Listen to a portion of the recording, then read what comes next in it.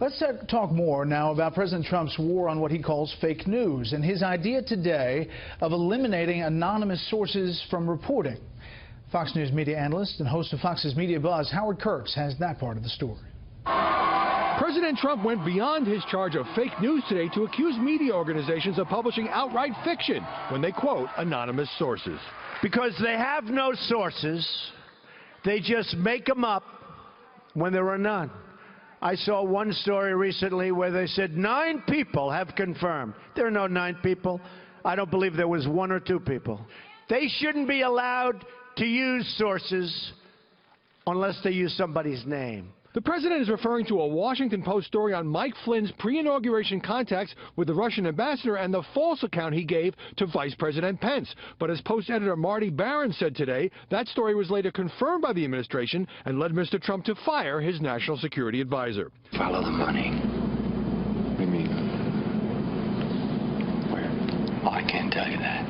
The Post showed during the Watergate scandal that unnamed sources, whose jobs would be at risk if they spoke publicly, are crucial to investigative reporting. Still, New York Times editor Dean Baquet has ordered his staff to reduce their use because they skew stories or can be wrong. But Trump's top officials regularly speak as unnamed sources. Just this morning, a senior administration official briefed reporters on Reince Priebus's contacts with the FBI on news stories involving Russia. That person, under the ground rules, can't be identified.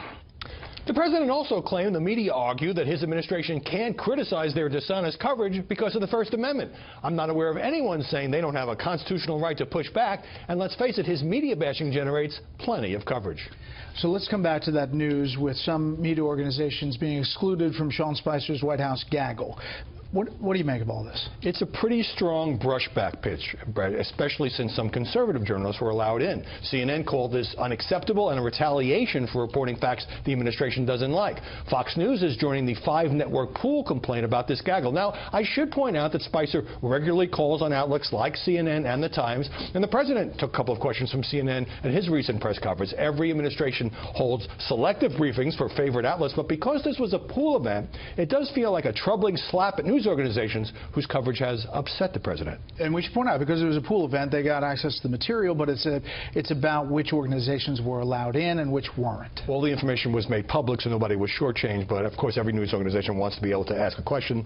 Those excluded organizations didn't have that opportunity. And access is what is key when it comes to covering the White House. Howard, thanks.